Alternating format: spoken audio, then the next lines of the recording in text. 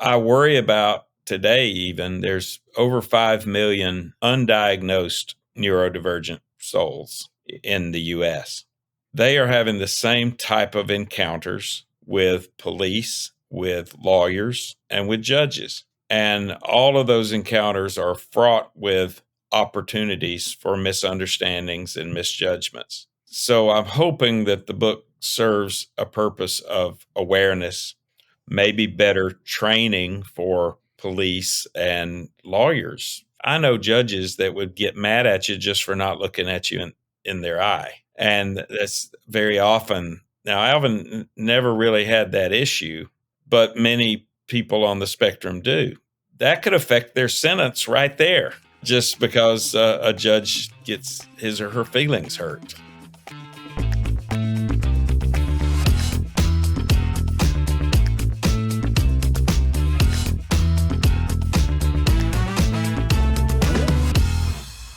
You're about to hear my conversation with McCracken Poston Jr., author of the true crime novel Zenith Man.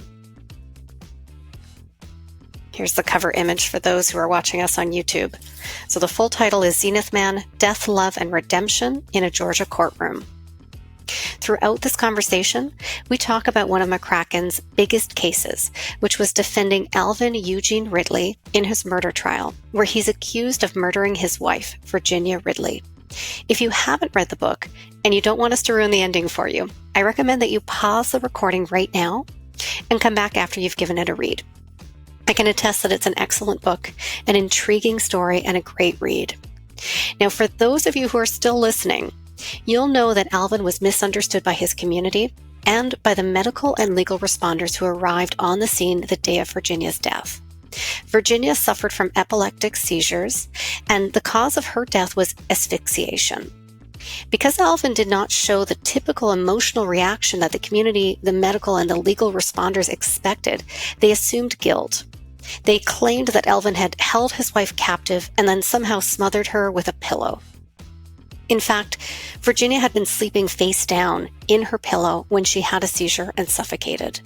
This was proven in a court of law, and years later, it was also revealed that Alvin was diagnosed with autism, explaining his neurodivergent actions and responses to situations. He is someone who thinks differently and communicates differently, and for most of his life, this was misunderstood.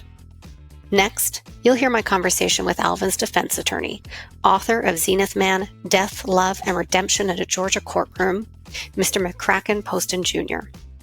He'll document the events and experiences from his point of view, share aspects that helped him reflect on his own life, share wisdom about how to be respectful, kind, and educated when dealing with all types of people. You'll learn that McCracken and Alvin developed a very strong bond and friendship through this situation, through their experiences, and it's a great conversation ahead. So I hope you enjoy. This is AudioLife, the podcast where we tell your story in your voice. I'm your host today, Carrie Purcell, and I'm really looking forward to our conversation today with a guest who is a criminal defense attorney, a former politician, an author, a father, brother, son, Mr. McCracken Poston Jr. McCracken, welcome to the show. Hi, Carrie. Thank you so much for having me. Oh, it's my pleasure. Now, people may already be familiar with your name, as you're well known for defending and acquitting Alvin Eugene Ridley, a man accused of murdering his wife and rumored to have kept her captive in his basement for some 20 plus years of his 31-year marriage. And this is a story you recount in your new book, Zenith Man, Death, Love, and Redemption in a Georgia Courtroom. It's a great book, by the way. I really enjoyed reading it. Don't you love how authors just happen to have a copy of their book behind them? I have giant versions. Big. I was trying to frame it, but you did a better job than I did.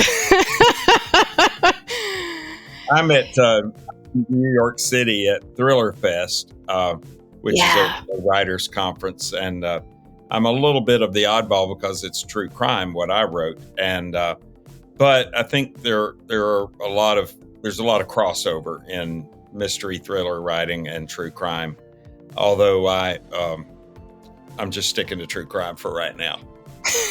Okay. So maybe something coming in the future that you're already thinking about, but today we'll focus on true crime.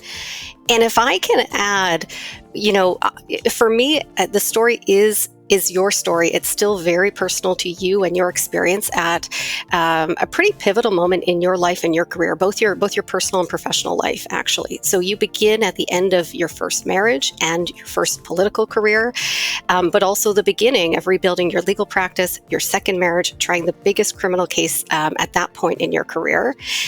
And I dwell on this because as much as it is a true crime story, to me, it's also a memoir of sorts. You're really sharing your view at this point in time.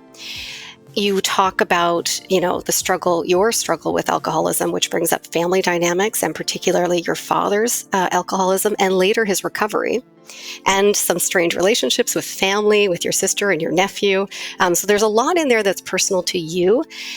What drove you to tell the story and to share it now?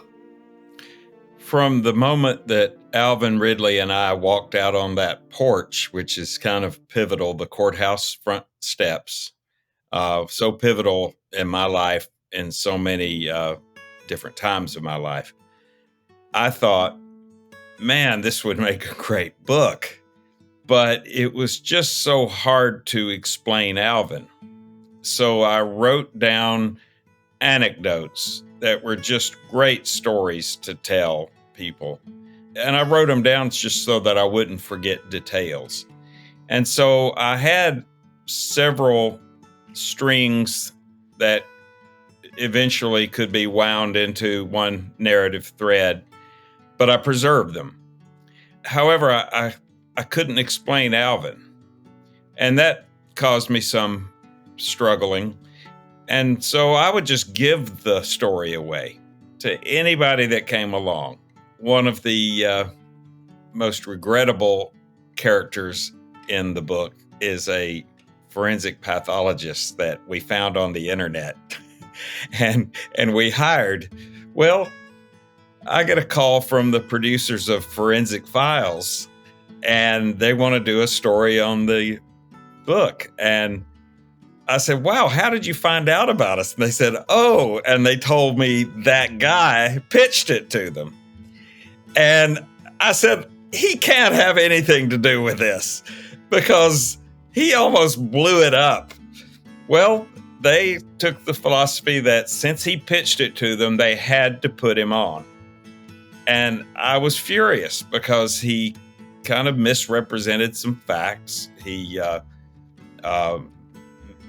made it sound like the artifact that was created by the coroner was a thing that was only discovered at trial, which it was known all along, and kind of enhanced his role. And I was so mad that I actually sent a dozen roses to the producer from him saying, thank you for putting me on TV when I nearly destroyed that case. I was so mad. What's interestingly is on Reddit recently reconnected with that producer and admitted that those roses were really from me. I like your sense of humor, and yes. So there was a lot of buildup in the book to that character, who of course is a real life character. And part of that was because Alvin was so excited to have him in the trial, to meet him in person. You also noted, as you were describing it, that you found him on the internet. And I just want to point out that it was the very early versions of the internet. So so that in and of itself is a story, I think. It was 1998 with the dial-up. And, it sounds like cats fighting. And then, you're logged in. The other great expert, Dr. Wanamaker, I did my research on that computer to these medical abstracts. And I researched sudden death and epilepsy. I had to hand write the URL. Right. So that I could hand type it back in because it didn't have a cut and paste function. So there were a lot of hits and misses, but I kind of thought it interesting that here's a TV guy from the picture tube era. Let me show him what we've got now. So I would sit Alvin in the chair, take him to look for things, and he was just in awe. But when we found that Georgia-based forensic pathologist, Alvin got just uncharacteristically excited about his case. That was the first time. And of course, the whole thing was he wanted to create this non-crime scene in his house. He didn't tell me that's what he was doing, but he was very interesting in that witness coming to his house. And I thought, it wouldn't hurt. The DA is making a big deal about the bed having an impression on one side and not the other. And yet none of them have been to the house. So yeah, we'll have a witness that has been to the house. And then, I just want him to reinforce what we already knew, that Virginia died of a seizure. Alvin said that from day one. And so that's all I wanted the guy to do. And immediately when I put him on the stand and he answered the DA's question that he had been working on the case for months, he had been literally working on the case for a few days. I knew we were in trouble. Now, there were, again, it's a very honest book that you've written. So you talk about challenges, you talk about successes. At that point in the book, when that witness comes into stand, is that the same day? I think in the book, it feels like it falls on the same day that Alvin also takes the stand. Is that right? Same day, the Thursday of trial. It was the most pivotal, eventful day. We went from the lows of that non-doctor to lunch, where Jesus showed up and countermanded my legal advice, which, by the way, Jesus gives pretty good legal advice. And but Alvin always held that right to testify. I just wish he had prepared me for it sooner. And not lunch before, we go back to court to wrap up our case. But Alvin testified beautifully. And the only problem was my forgetting to remember how literal he is. And so, unfortunately, I set him up for some answers that the DA made a big deal out of, such as, I wanted to finish strong. Alvin, tell the jury what you've lost here. And I'm hoping he's saying the love of my life or my only friend. And he says, oh, I guess the funeral bill. The DA, I could see him scribbling that down, and I thought, gonna hear that later. And sure enough, we did. Yeah, but it brings up such an important point, which you talk about throughout the book. Your father, I think, has a way of saying it that he says Alvin just thinks differently, right? And then you, in your description through the book, you spend a lot of time learning how he thinks. I at first read it as emotional intelligence, a high emotional intelligence, but it's very strategic. So maybe that's just part of how you have to approach these cases. But you learned how he worked, and it started to make sense to you. And his answer started to make sense, and the way to work with him started to make sense in many ways. So you pointed out, for example, his transactional nature, and you learned that would actually get you what you needed. But it's such an important point that he did think differently. And during the time of the trial, that was noticed as an oddity and something that people didn't like or respect, but it wasn't acknowledged for a medical condition, and that wasn't part of your evidence. That didn't come up, though you did go and seek a psych evaluation. So talk to us about that, because that's a really important part of the story and the story today versus the story at that time.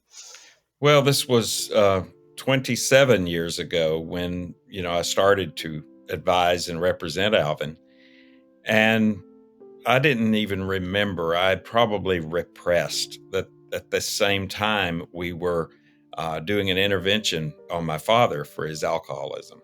I drank because I was a boy that grew up thinking that's what men did. And I drank way too much, and I drank for a long time. Fortunately, I failed in having that switch that made me struggle like my father did. And that's just a genetic luck of the draw. I like to tell people I failed at everything, including becoming an alcoholic. But my mindset, of course, changed as I saw my father struggle with that. And it was at the hospital when he sobered up, when I shared with him, because I normally didn't share who I'm talking to, that I'm not officially their lawyer. But I shared it with my dad because he liked Alvin. My dad was notoriously a person who loved to deal with outsiders, just like the deals were better or something like that. And but my father was an extremely kind person. And so I shared with him that I was advising Alvin Ridley, and he said, son, people don't understand him, but he just thinks different. And sure enough, my dad was spot on with that assessment. But I was so frustrated with Alvin. First place, he seemed to never intend to let me in his house. The rumor mill was crazy, including in this tabloid that came out in 1998, around the time of his indictment. And it flew off the supermarket shelves and, I guess nationwide. And, it said that the house had bars on it, like basically made it sound like a prison. And I knew from seeing it from the outside that there were no bars. I also knew that it hadn't been painted in about 50 years, which was great because I could show that there were no marks where there used to be bars, that kind of thing. And I would try to explain that to Alvin, and he would just say, I'll think about it. Well, then I finally, because I got tired of hearing these roadside calls in the middle of the night where he's screaming at me from some, hard to hear phone booth, I offered to put a phone in his house again and pay for it. And he saw, I guess, that I was way too excited. And when, of course, I show up with the repair installer, Alvin immediately decides to have the phone installed on his porch, thereby denying me access and changing the game.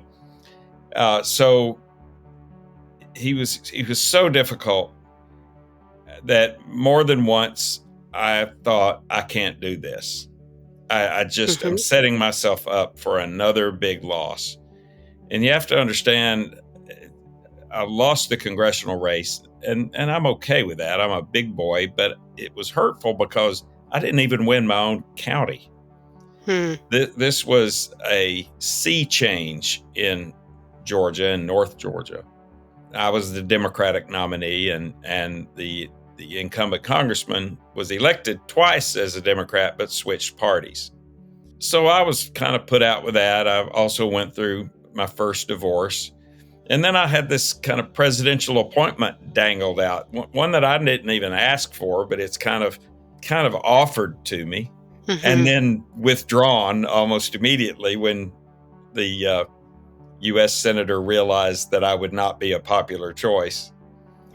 And so, I had just done nothing but lose. And so, my gut and my father kind of caused me to advise Alvin.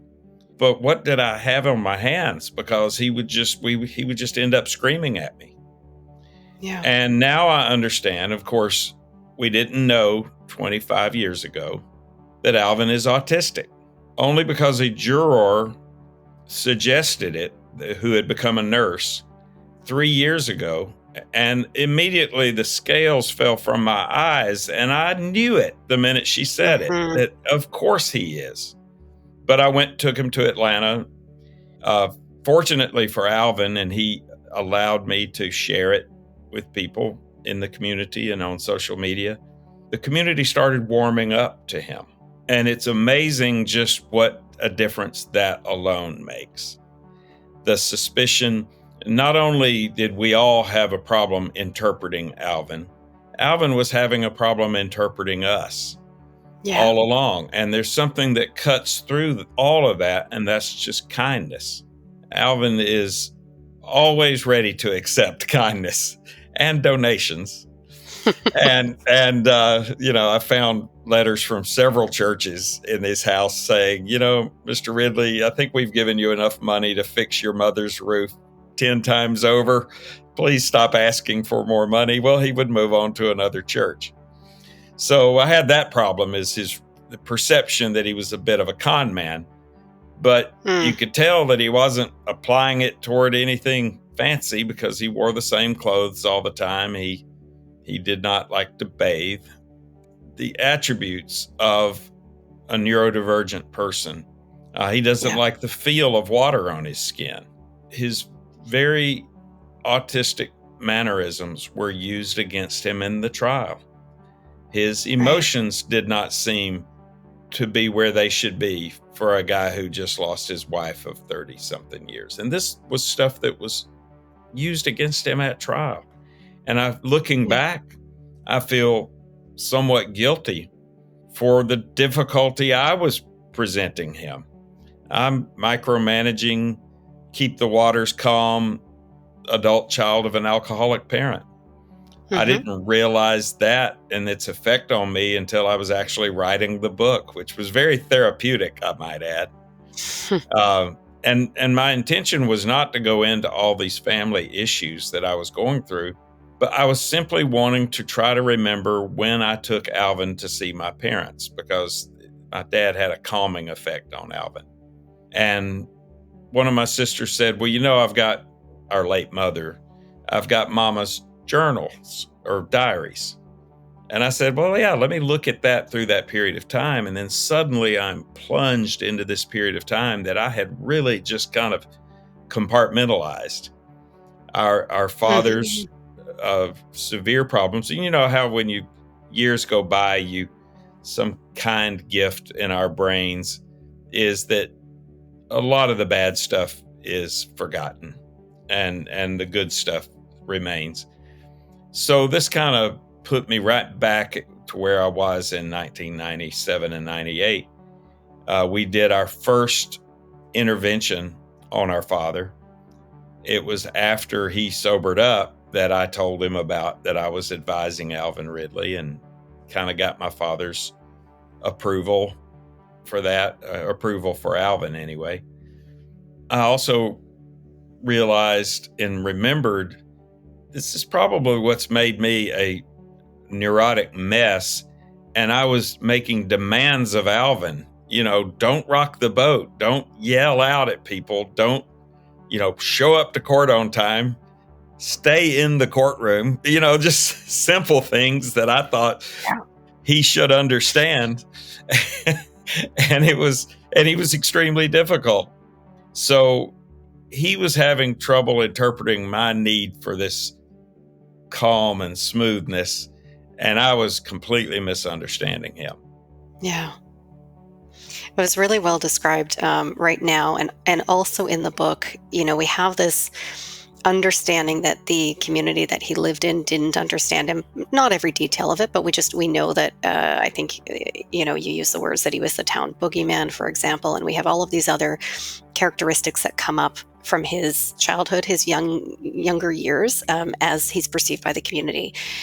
And then when this incident actually comes up between his actions on who to call and how to call them and when, what to do in this, what would be a shocking and traumatic situation, he's once again seen as not responding the right way. And that is seen as suspicious, actually, right? So there's this bias that's already brought in because they actually have some sense of who the character is, not his real character, but who they think he is based on just not fitting into society the way they expect him to, and then not responding the way they expect him to. And so you get multiple testimonies saying, well, we think he's guilty. We think it's suspicious. We think he's done something. We've also heard, this woman came out of nowhere. She's been locked in his house for decades, which of course is not true. And in the book, you do describe, and Alvin, through a few scenarios, you do describe why she chose to live a more reclusive life as well.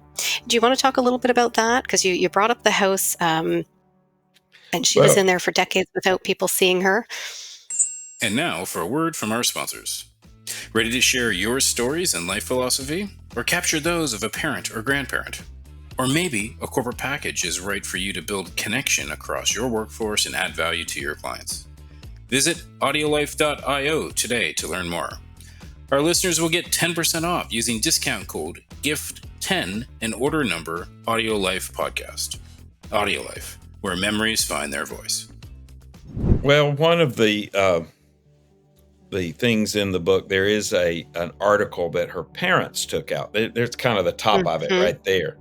An article in both the Catoosa County, Georgia Weekly and the Chattanooga, Tennessee Daily papers that said, "Parents seek married daughter," with her photo. And it was just unusual because it was 1968, December of 1968. And they're claiming, she was last seen with her husband, Alvin Ridley. And you can imagine how odd that would be in a community newspaper, that here this lady is missing and she's married to Alvin. And at that time, they were living in the little public housing 2-bedroom unit. Well, Alvin is so obsessed and with all these ancient slights against him and the ensuing litigation that he brought, including their ultimate eviction from their public housing apartment. The problems started when Virginia's parents, this is the Bible Belt, this is the buckle of the Bible Belt, extremely religious, and they basically conduct a raid on their apartment thinking that they might have beer in there. And that so offended both Alvin and Virginia. Meanwhile, outside force, the housing authority manager let the exterminator in, who came in on Virginia while she was taking a bath and who hung around to make somewhat suggestive requests of her to go riding around, which is apparently a euphemism that Alvin uses all the time. To go riding around with somebody means, you're going to do something else. And Alvin and Virginia's response, instead of anger, it was, okay, we're going to avoid these people. And so little by little, Virginia would leave with Alvin. I have met some people that said she stayed out in the truck when he was working on their TV. I have now met people, they weren't coming forward 25 years ago, who were saying, oh, he used to drop her off at my grandmother's house and she would spend the whole day with her. And so it was not just Virginia being alone somewhere. She was actually with several people while they were hiding out from the exterminator. I tried not to use the name of the company in the book, but in one of Virginia's writings, she mentions, the name of the company. So it was just such an unusual situation, culminating in their eviction, September 15, 1970. Their eviction that was elevated to a jury trial because that's what Alvin does. He makes a big 3-ring circus out of it. But fascinatingly, attended by Virginia's parents. Now, they had no business even knowing when there's going to be an eviction and a trial. And yet there they are sitting in the courtroom waiting to see their daughter. And Judge Painter, who was finishing his career as I was beginning mine, great judge. He was kind of a no-nonsense guy. And I know this because I interviewed one of the jurors from the eviction trial. And Judge Painter said, Mr. Ridley, send for your wife. And so this eviction trial on September 15, 1970, Virginia comes in. And she's escorted back to judge's chambers with her parents and with Alvin's father, but Alvin was not allowed to go. And I guess they just wanted to see, is Alvin really controlling this person? After getting to know Alvin and after getting to know Virginia through her writings, I think Virginia was the controlling party in that relationship. I think she actually wrote a lot of the pleadings in their multiple civil cases. And she certainly carried the flame for all the slights that Alvin experienced in the world. She would dutifully report them in her journals. Now, of course, that was a huge surprise in the trial that Virginia constantly wrote.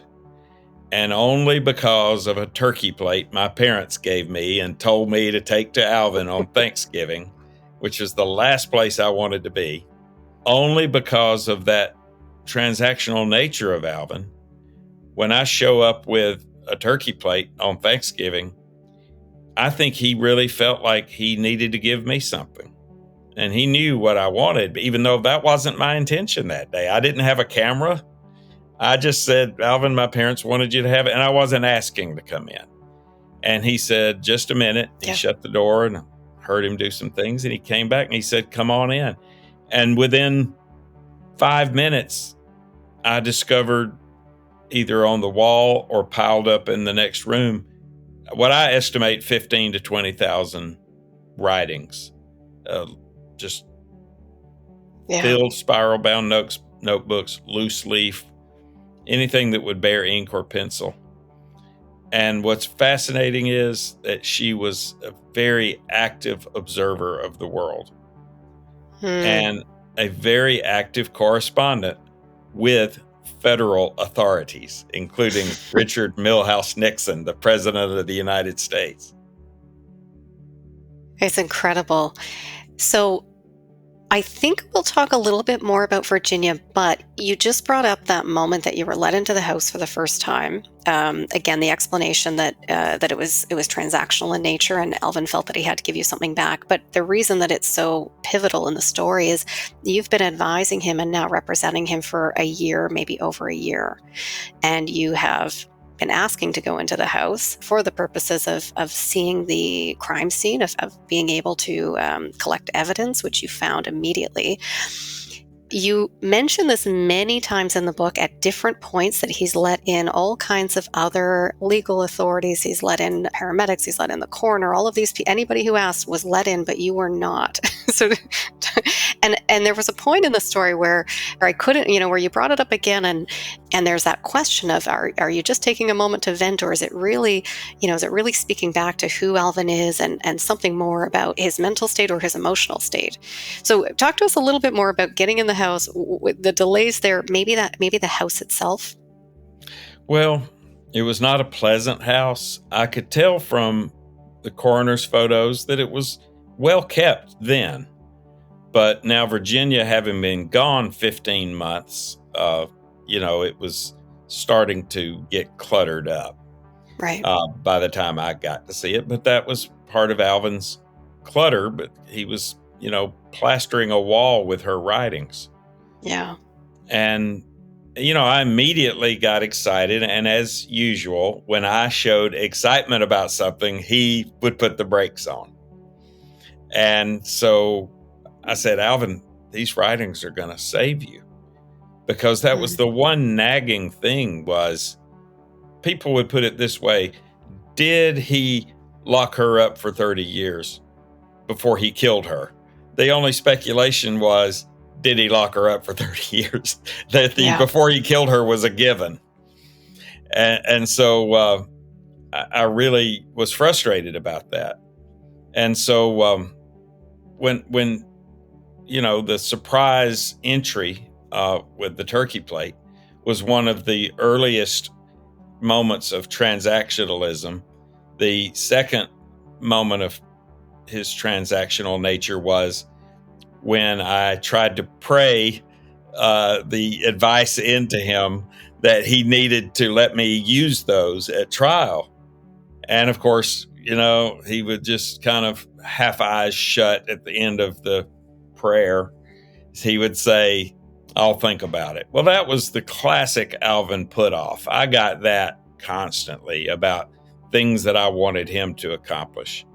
And then, of course, he said, I had to do more than one thing. I had to copy them first so that I could share selected ones with the DA, the ones I wanted to use.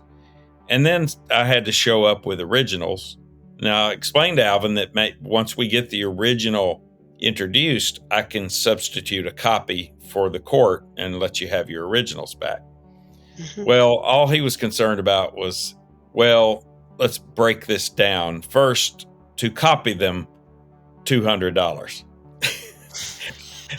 And I was glad to pay.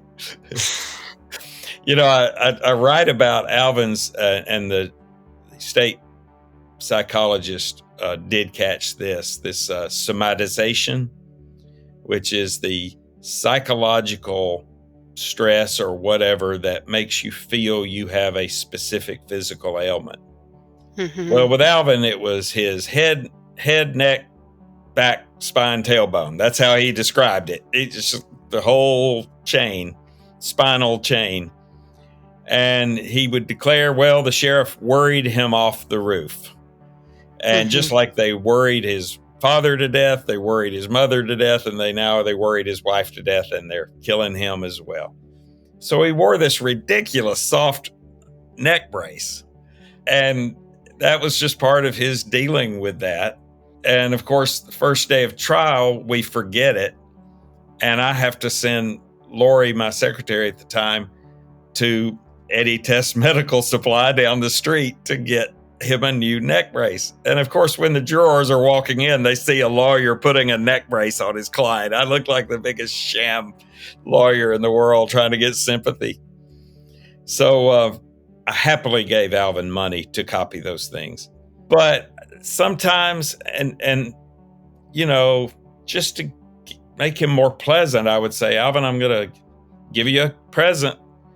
If you want to meet at Ingles, which was the grocery store, I'm going to buy you some groceries. And he would always react to something free. And at some point he drive up to Ingles and he's getting out of his car and he's just can barely walk. And I intentionally pass him by.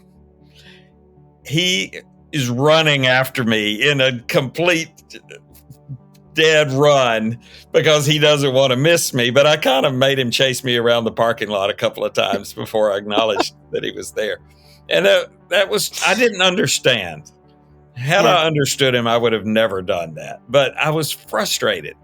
I was so frustrated with him. I wanted him to realize, you're okay. You're running at a pretty good pace for a 56-year-old man. And actually faster than I can run, as he proved when he ran from the cameraman around the courthouse. Right. So it's with Alvin, he was so frustrating. And I was so frustrated. It was the call from the congressman, the guy who had vanquished my dreams.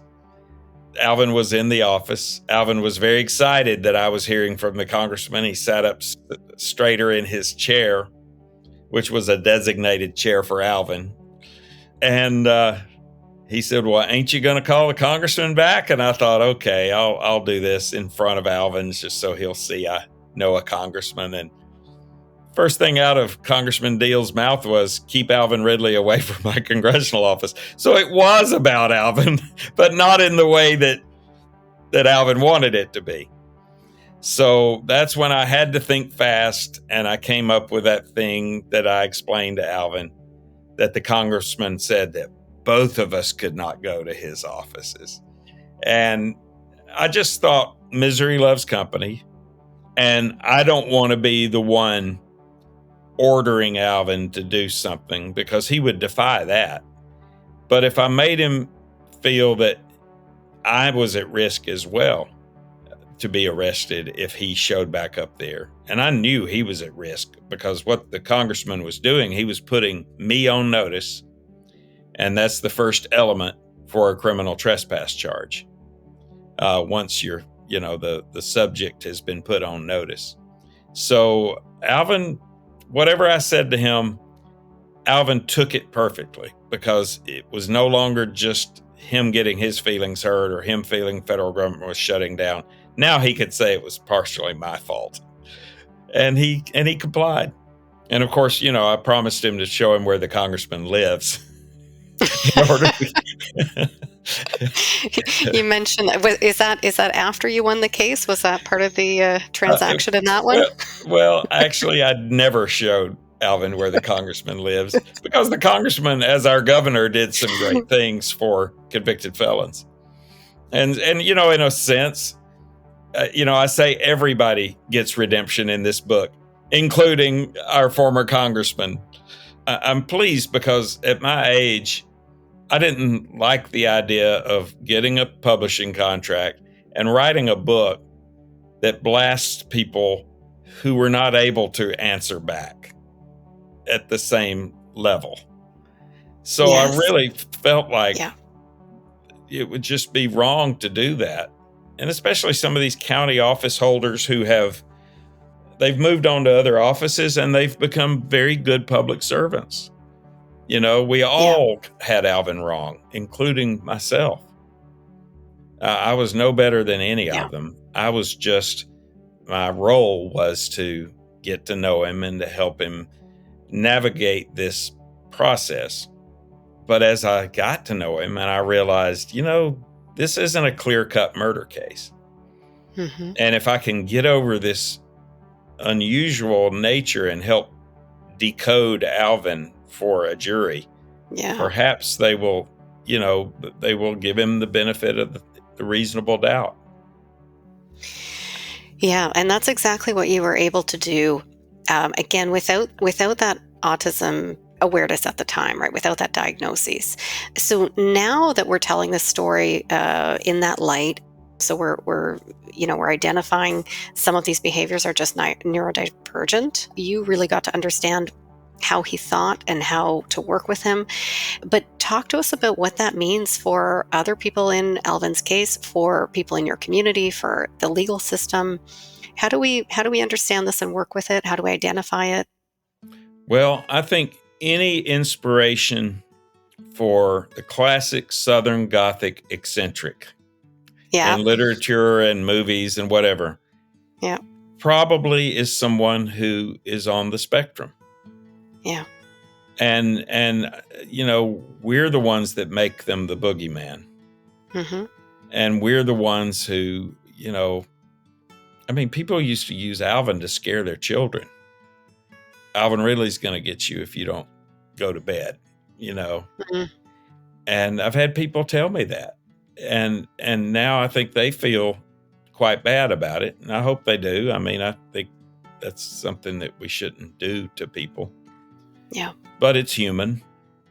I worry about today, even there's over 5 million undiagnosed neurodivergent souls in the U.S.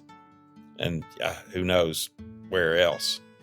They are having the same type of encounters with police, with lawyers, and with judges. And all of those encounters are fraught with opportunities for misunderstandings and misjudgments, just like they happened with Alvin. So I'm hoping that the book serves a purpose of awareness, maybe better training for police and lawyers. By all means, I'm not saying that I mastered Alvin. And judges. I know judges that would get mad at you just for not looking at you in their eye. Sure. And that's very often. Now, Alvin never really had that issue, but many people on the spectrum do. They have that, they're uncomfortable by that connection, eye-to-eye connection. Mm-hmm. So that could affect their sentence right there. Because a judge gets his or her feelings hurt. Absolutely. Yeah. Well, I think you do. I think you do bring awareness. I think awareness, better training is incredibly important. I can understand the timing today, although maybe there's more in your personal story about what led you to tell the story today and not 10 or 20 years ago. Do you want to speak to that? Well, I tried. And of course, I gave the story away Forensic Files, American Justice, NPR's Snap Judgment, People Magazine, the Washington Post front page.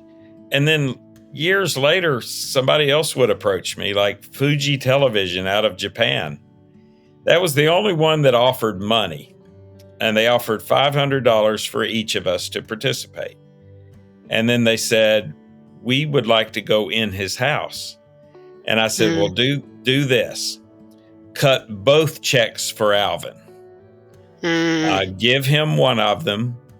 And then when you ask him to go in this house and he says no, give him the second one. It worked exactly. I am the Alvin Whisperer. I know exactly how he operates. And Alvin brags, and those checks took. In other words, they were good. And, and he couldn't believe somebody gave him $1,000 just to come in his house and talk to him about the story. Well, it was that meeting that I realized Alvin's house is really getting cluttered. It's getting a bit over the top. So Alvin is 82 now, and I'm really working on him to try to let me declutter the place.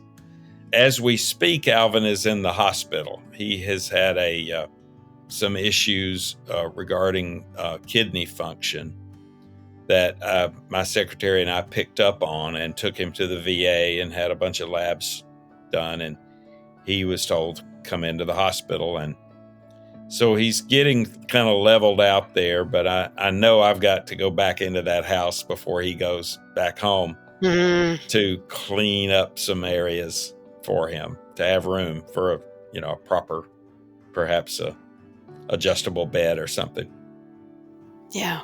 Took him on for life, but he did me, I would think it's like a bonding that happens between people who share a battleground or other traumatic experience that they survive. Alvin and I are like brothers now. And I would do anything in the world for him. And he, and it looks like I'm going to be called on for that as he, ages. Yeah. Yeah. I felt that it came through that, in the book, that you really did develop a relationship, a friendship, and as you say, even stronger, a brotherhood together from what you experienced, from you really getting to know how he works and working with him so that he felt accepted and so that he understood how to work with you as well. And it really came across as something very special that came out of this. Now I have to ask you, so part of that relationship, part of you kind of figuring out how to work with him was this transactional component, which often involved money or gifts. And early on in the book, you talk about how you wanted to be appointed to him so that he wouldn't have to pay for your services, but he had too much valuable property for you to be appointed, and how you'd have to be creative, but that you did take up expenses throughout the trial, throughout the case. So were you compensated? How did that end? The only thing Alvin had in his name was this dilapidated Zenith TV shop. Okay. It had a value of $30,000. It was in such poor shape. Well, all I wanted was to be secured with the money that I was having to pay out for him. Had I been appointed to represent him, I would have had access to county money that I could have just gone to the judge ex parte and said, hey, I need this expert. Hey, I need this second expert. And the judge would they approve those type of expenses. And the case right before Alvin's, the Joe Canada case, I was appointed to that case, and I got paid a lot more money by the county for that trial. But after the trial, when I would approach Alvin about, hey, why don't you get a loan on your building there and get me covered here with at least what I've paid out, Alvin would say, get it from the sheriff. Well, that made no sense in the world. But in Alvin's world, they falsely accused me, you need to get them to pay it. Well, that wasn't going to happen. But I still kind of let him drag that on because I knew that just the way he thought was different. And my dad was still around, and I would never do anything to hurt Alvin.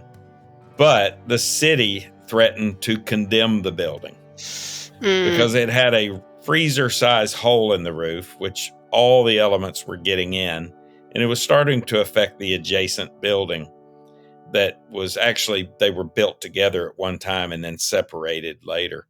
So they had some shared structure. And so I had to foreclose on Alvin's building. Okay. Well, I tore it down. I rebuilt a commercial building there, and I named it the Ridley Building. He's so proud of it because he went from the worst building in town to the best in town. I would never sell it because he considers it our building. And, you know, even though a little coffee shop rents it, and it doesn't quite cover the mortgage, I've gone on to had all of Alvin's poor teeth, long-suffering teeth, removed, and I've bought him dentures over the years. If you go to my TikTok, there are several videos of Alvin, some with teeth, some with his new teeth, and telling stories. And one of the reasons, with his permission, I would video him was I thought nobody's going to believe this when I tell it in the book. So I want them to hear it from him, such as the character salesman Sam's advice to him that he flee the Catoosa County courtroom and go to the federal courthouse in Rome. You know, those were the kind of things that I wanted to capture with Alvin's version of the story. Stay tuned for part 2 of my conversation with McCracken Poston Jr., where we talk about fatherhood, friendship, and his life philosophy. See you then. If you like what you heard today, consider recording your own AudioLife private podcast or giving one to a loved one for a unique and memorable gift. Today, AudioLife listeners will receive 10% off using discount code GIFT10 and order number AudioLife Podcast. Also, remember to rate our show and subscribe so you'll never miss an episode.